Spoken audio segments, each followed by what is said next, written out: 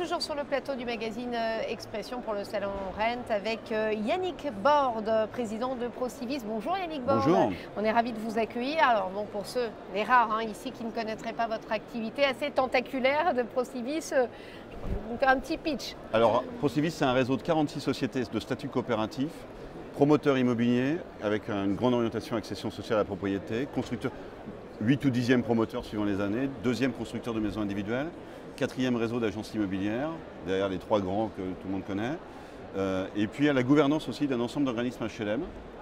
Donc on est sur beaucoup de champs du logement, pratiquement toute la chaîne du logement.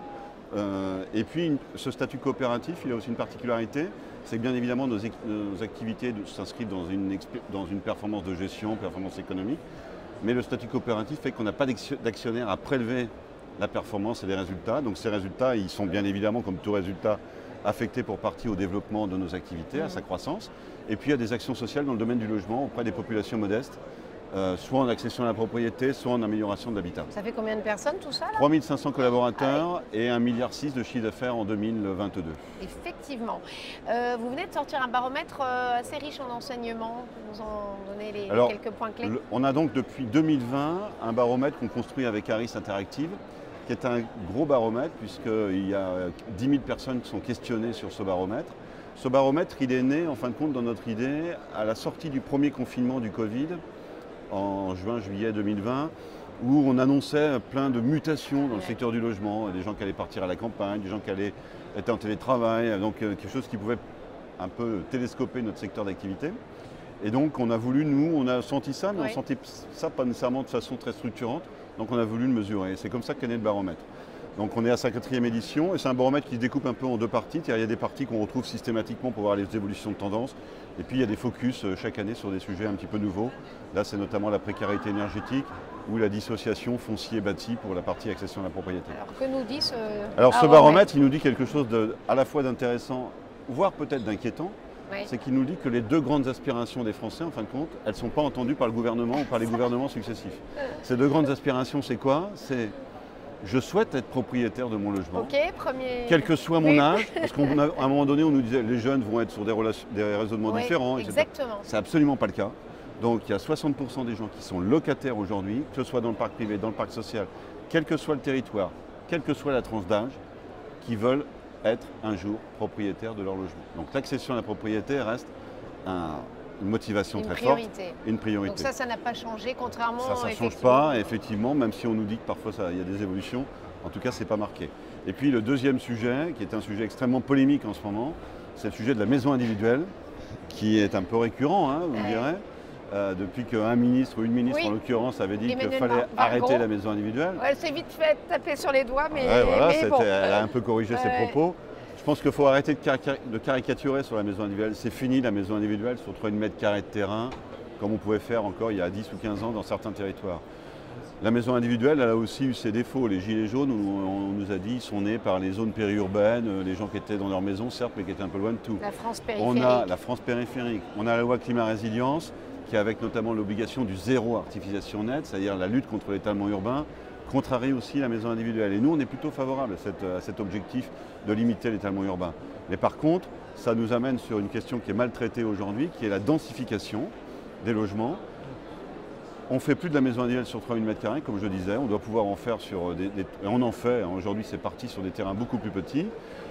On arrive sur des nouvelles formes urbaines, on arrive sur de la densité, et puis on arrive sur cette notion de densité qui fait peur, mais qui doit être aussi... Il faut arrêter de la caricaturer aussi, il faut la graduer. La densification à Paris, ce n'est pas la densification à La Rochelle ou ce n'est pas la densification dans le Cantal. Par contre, dans toutes les communes de France et de Navarre, si je peux m'exprimer ainsi, il faut aussi privilégier la reconquête des centres-villes et pas continuer d'étaler. Voilà, donc tout cet équilibre-là. Pour quelles raisons parce pour les transports aussi Oui, moi j'ai une casquette aussi d'élu local, je vis ça en tant qu'élu local. Étaler la ville, ça a des coûts.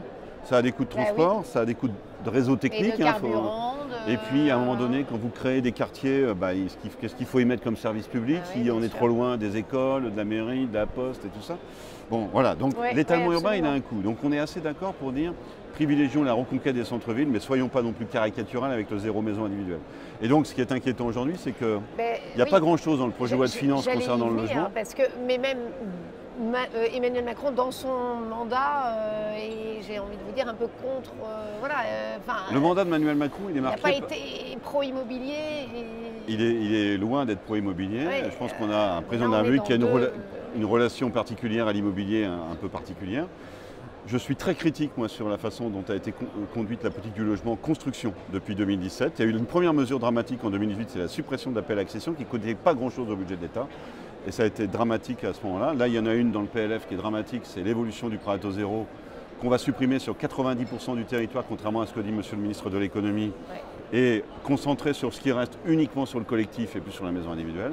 Donc là, c'est dramatique pour l'accession. Une bombe sociale, dit Édouard Philippe. Oui, Édouard Philippe l'a repris. Ouais. Olivier Klein l'avait dit quand il était ministre. Il n'a pas été entendu. Ouais. Voilà, donc il y a un sujet extrêmement compliqué. Il n'y a rien dans la loi de finances sur le logement, sauf l'impact prêt à taux zéro, ce qui est, à mon avis, dramatique. Et puis, n'opposons pas construction neuve et réhabilitation, mais soulignons quand même que sur la partie réhabilitation, là, le gouvernement et le mandat précédent du président de la République actuelle a aussi infléchi les choses, plutôt dans le bon sens. Mais ça ne compensera jamais le déficit de construction de logements qu'on a. Aujourd'hui, on a besoin de 3 à 400 000 logements neufs par an tous les ans. On en est très loin et on est dans un moment très très difficile. Avec aussi la question du zéro artificialisation des sols qui pose... Oui, qui va limiter, avec aussi, je pense, un certain nombre de maires qui hésitent. Je vais vous donner un chiffre qui est assez parlant. Aujourd'hui, toutes les communes de France doivent être dotées d'un programme local de l'urbanisme, c'est-à-dire comment on construit, qu'est-ce qu'on autorise, les hauteurs, etc. Aujourd'hui, suivant une étude conduite par la SPI, on ne construit que 70% de ce que les PLU permettent de faire. Parce qu'on nous demande de descendre d'un étage, parce que le voisin d'à côté, il veut qu'on réduise la proximité par rapport à sa maison. Et donc déjà, si on passait de 70 à presque 100, on construirait 50% de plus qu'aujourd'hui dans ce qu'on fait dans les programmes que l'on fait. Donc il faut vraiment qu'on arrive à remettre au cœur de la politique la nécessité de construire, l'acte de construction, comme quoi c'est quelque chose de nécessaire. Et dans le baromètre de l'année dernière, on avait posé la question à la population, est-ce que vous pensez qu'il faut construire en France? La réponse est oui. Si c'est à côté de chez vous, c'est un problème, la réponse est oui. C'est-à-dire, je veux bien qu'on construise, mais si possible, peut-être pas dans ma ville, en tout cas pas sur le terrain d'à côté de chez moi, peut-être pas dans ma ville. Donc ça, c'est un vrai sujet. C'est ce à quoi sont confrontés les élus en permanence, des règles, c'est pareil pour le logement social, hein, oui.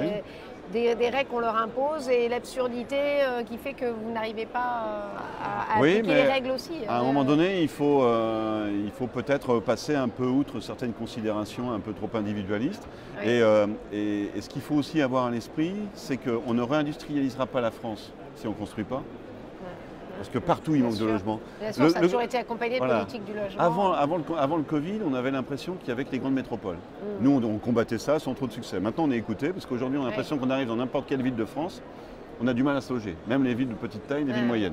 Donc ça, on a bien compris que, et moi je combats une notion qui est marché tendu, détendu, que je considère complètement absurde, parce qu'aujourd'hui, dans beaucoup de territoires dits secondaires comme ça en approche, on a aussi des problèmes de logement qui peuvent être très différents quand vous êtes sur un littoral ou dans une ville très industrielle.